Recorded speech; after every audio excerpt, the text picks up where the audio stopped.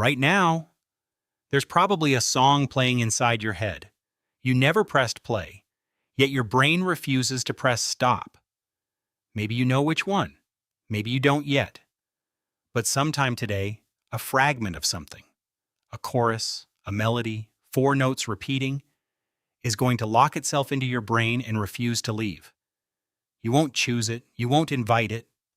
It will simply arrive, and then it will stay. Playing on a loop you cannot find the off switch for. Surfacing at the worst possible moments, interrupting your thoughts, following you into the shower, keeping you company when you're trying to fall asleep. Scientists have a name for this. They call it an earworm, and for a long time nobody really understood why it happened. Now they do. And the explanation reveals something strange and fundamental about how your brain actually works. Your brain has a problem. It is exceptionally good at pattern recognition, arguably the best pattern recognition system that has ever existed on this planet. It finds patterns in visual information, in language, in social behavior, in sequences of events. It finds patterns so automatically and so relentlessly that it sometimes finds them where they don't exist. Music is pure pattern. A melody is a sequence of notes that follows rules. It rises and falls in predictable ways. It creates expectations and then resolves them. Or sometimes it creates expectations and then doesn't resolve them, which turns out to be important. When you hear a song, your brain does not just passively receive the sound, it actively predicts what comes next. Note by note, beat by beat, your auditory cortex is running ahead of the music, anticipating the next moment before it arrives. This is why music feels satisfying. The prediction system fires, the prediction comes true, and your brain registers a small, quiet reward. But here is where it gets interesting. In 2016, researchers at Durham University analyzed over 3,000 earworms and found a pattern in what kinds of songs get stuck. They weren't necessarily the best songs. They weren't the most complex or the most meaningful. They shared specific musical features. Simple, repetitive melodic shapes, a faster tempo than average, and crucially, an unexpected interval or note somewhere in the melody. A moment that slightly violates what the brain predicted was coming. That violation is the hook, literally. When your brain's prediction system encounters something slightly unexpected, it flags it, files it as unresolved, keeps a thread open, waiting for the resolution it didn't get, and sometimes that open thread keeps running after the song has ended. Your brain, still trying to resolve the sequence, plays the melody back to itself, hoping this time it will close properly, hoping the loop will complete. It usually doesn't. So the loop runs again.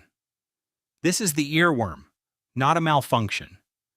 Your pattern completion system working exactly as designed, stuck on a loop it cannot exit. There's a second mechanism that makes certain songs especially persistent. Memory. Your brain does not store music the same way it stores facts or images. Music is encoded with unusual depth, connected to emotional states, to physical sensations, to specific moments in time. A song you heard during a significant moment, a first relationship, a difficult period, a summer that mattered, is encoded not just as sound, but as a bundle. The melody attached to the emotion, attached to the memory, attached to the physical feeling of that time. This is why certain songs can transport you instantly. You don't remember the memory and then recall the song. The song and the memory are stored together. One retrieves the other automatically.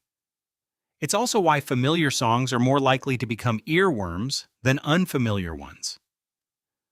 The more deeply encoded a piece of music is in your memory, the more easily it gets retrieved. The more easily it gets retrieved, the more likely a small trigger, a few seconds of similar melody, a smell, a location, is enough to activate the whole thing. You hear 3 notes in a grocery store, your brain recognizes the pattern, retrieves the full song, and now you are carrying it with you for the next 4 hours whether you want to or not. The question of what triggers an earworm turns out to have a surprisingly specific answer. Researchers identified 3 main categories. The first is direct exposure. You heard the song recently. Your brain is still processing it. This is the most obvious one and accounts for a significant portion of earworms. Songs you heard this morning are far more likely to resurface than songs you haven't heard in years. The second is situational triggers. Something in your environment shares a feature with the song, not necessarily the melody itself. Sometimes it's a word, a rhythm, a visual that was associated with the song at some point. Your brain makes the connection faster than you can consciously follow and retrieves the whole package. The third is emotional state. Research has found that certain emotional states, particularly stress and low mood, are associated with more frequent and more persistent earworms. The brain in a restless state is a brain that is searching, scanning its memory for something to land on. Music, which is heavily emotionally tagged, is a particularly easy target for a brain that is looking for something to hold on to. This is why earworms often hit hardest when you are tired, anxious, or trying to fall asleep. Not because the songs are louder then, because your brain is quieter and more actively searching. There is one more piece to this that researchers found genuinely surprising. Earworms are not random across people. Musicians get them more than non-musicians. People who listen to more music get them more than people who listen to less. And people who score high on a personality trait called openness to experience, curiosity, creativity, a tendency to engage deeply with art and ideas, report earworms more frequently than people who score low. This suggests that earworms are not just noise. They are connected to how actively and deeply your brain engages with the world around it. A brain that pays close attention to music encodes it more deeply. A brain that encodes things deeply retrieves them more easily. A brain that retrieves things easily gets stuck on loops more often. The people most tortured by earworms are often the people most deeply engaged with music in the first place. There is something almost fair about that. So the next time a chorus plants itself in your brain at 2 a.m. and refuses to leave, here is what's actually happening. Your pattern recognition system, the most sophisticated one on the planet, encountered a sequence it couldn't fully resolve. So it kept the thread open, and now it is running the loop again, trying to close something that won't close. Your memory system, which stores music with unusual depth and connects it to emotion and experience, retrieved something triggered by almost nothing. 3 notes. A word. A feeling that matched. And your brain, which is essentially a prediction machine that cannot stop trying to complete patterns, is doing the only thing it knows how to do. Running the sequence again, hoping this time it finishes.